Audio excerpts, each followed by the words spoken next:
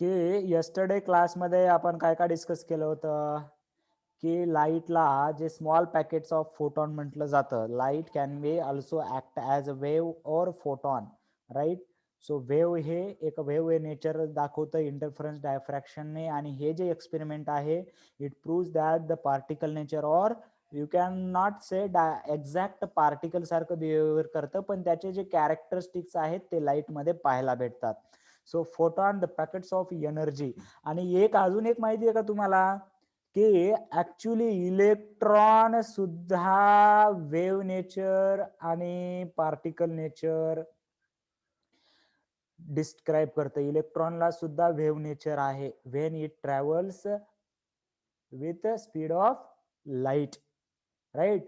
म्हणजे आपण जे E is equal to MC² जे आपण इक्वेशन पाहतो ते एक्झॅक्ट, म्हणजे हे नंतर काय लक्षात आलं सायंटिस्टला की every object has a wave nature, but their mass should be as comparatively very less and it should travel with the speed of the light, then can it show the wave nature of it.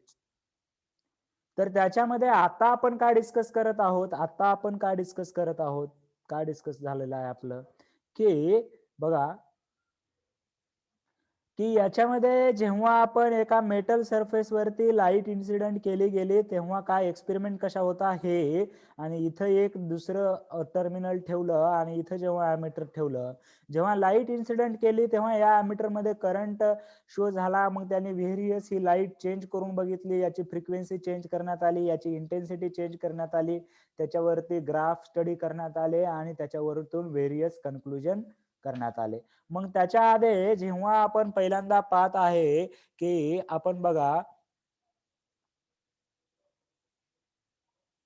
Right, screen दिसते सर्वांना? Yes और no? हे काय list आहे का? Okay, बर.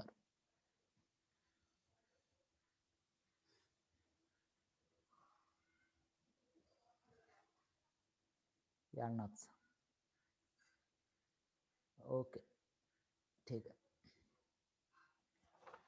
C, इथे fees न भरलेले विद्यार्थी कोणकोणते आहेत?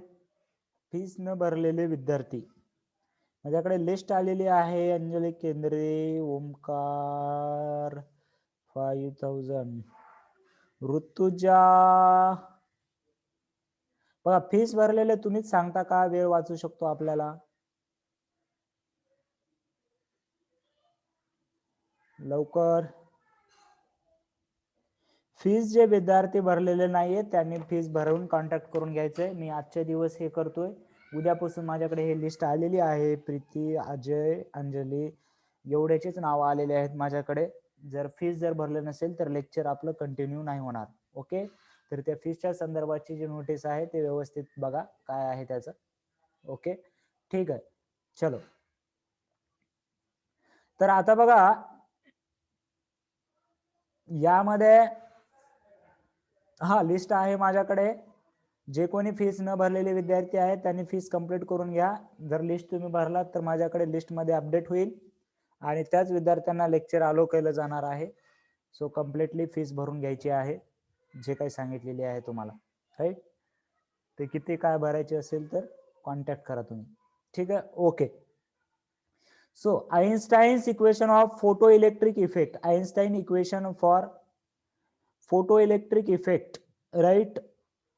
Offline classes will be start in next week or next to next week, right? ठीक आहे, ऑफलाईन क्लासेसला जे आहे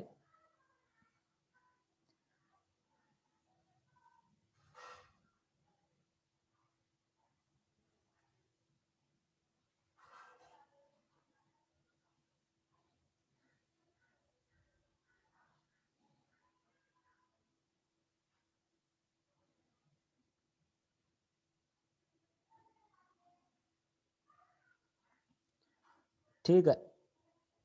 ओके, सी, तर बघा की हे जे Einstein equation of photoelectric effect पाहिलेला आहे आपण, तर त्याच्यामध्ये बघा की energy incident of photon h mu आहे, phi is a work function and kinetic energy maximum. Maximum का म्हणलेला आहे, different electron will have different energy and some electron will have maximum energy. So the right equation is h mu is equal to 5 plus kinetic energy max. This phi is known as a work function which can be written as h mu naught or mu naught, that is a threshold frequency, or it can be written by c by lambda, and this is lambda naught which is called as a threshold wavelength. Photoelectric emission take place when the frequency is above the threshold frequency or the lambda or wavelength is below threshold wavelength. हे काल आपण व्यवस्थितरित्या discuss केलेला आहे, right.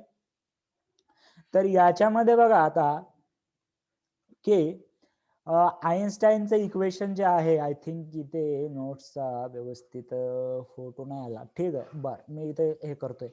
तर मला सांगा kinetic energy याच इक्वेशनला बघा, आइन्स्टाईनच्या फोटो इक्वेशनला कायनेटिक एनर्जीचा फॉर्म्युला काय आहे. कायनेटिक एनर्जीचा फॉर्म्युला सिंपल आहे, राईट. कायनेटिक एनर्जीचा जो फॉर्म्युला आहे तो आपल्याला माहिती आहे, half M V square. Kinetic energy maximum आहे म्हणजे त्याची व्हेलॉसिटी सुद्धा काय असायला पाहिजे, maximum velocity of the electron. तर तुम्हाला माहिती आहे का की समजा इलेक्ट्रॉन, आता इथे इलेक्ट्रोस्टॅटिकचा कन्सेप्ट येत आहे, व्यवस्थित लक्ष द्या. समजा इथून जर इलेक्ट्रॉन बाहेर पडला विथ व्हेलॉसिटी व्ही, राईट, इथून जर इलेक्ट्रॉन बाहेर पडला विथ व्हेलॉसिटी व्ही, तर ही गोष्ट माहिती आहे का तुम्हाला की याच्यामध्ये या इलेक्ट्रॉनला स्टॉप करण्यासाठी एवढं व्ही पोटेन्शियल जर लावलं तर त्याची व्ही नॉट पोटेन्शियल लावावं लागतं. मग ह्या पोटेन्शियल लावलं म्हणजे काय होईल बघा, पोटेन्शियल लावलं म्हणजे काय झालं, इलेक्ट्रॉन इकडे चाललाय, मग मी काय करणार, इकडे पॉझिटिव्ह चार्ज आणि इकडे निगेटिव्ह चार्ज असं एक पोटेन्शियल तयार करणार. मग यामुळे इलेक्ट्रॉन हा पॉझिटिव्ह चार्जला, सॉरी इकडे निगेटिव्ह चार्ज असायला पाहिजे, इलेक्ट्रॉन असल्यावरती इकडे निगेटिव्ह चार्ज असायला पाहिजे, इकडे पॉझिटिव्ह चार्ज असायला पाहिजे. म्हणजे हा निगेटिव्ह चार्ज याच्यावरती रिपेल करणार, याला रिपेल करणार आणि इलेक्ट्रोस्टॅटिक फोर्स या डायरेक्शनने ऍक्ट होणार. म्हणजेच मला काय म्हणायचंय, हा जो फॉर्म्युला आहे तुम्हाला आठवला पाहिजे की याला ई इंटू व्ही पोटेन्शियल असेल तर इलेक्ट्रॉन व्होल्ट मध्ये जर पोटेन्शियल असेल तर डायरेक्ट घ्यायचं. इलेक्ट्रॉन व्होल्ट समजा तुम्हाला असं दिलं 1.2 इलेक्ट्रॉन व्होल्ट, 1.2 इलेक्ट्रॉन व्होल्ट हे ऍक्च्युली एनर्जीच आहे. इलेक्ट्रॉन व्होल्ट म्हणजे त्याला इलेक्ट्रॉनने मल्टिप्लाय करायचं असतं, म्हणजे 1.6 इंटू 10⁻⁹ जूल होतं हे. 1.2 इलेक्ट्रॉन व्होल्ट म्हणजे 1.2 इंटू 1.6 इंटू 10⁻⁹ जूल होणार आहे, राईट.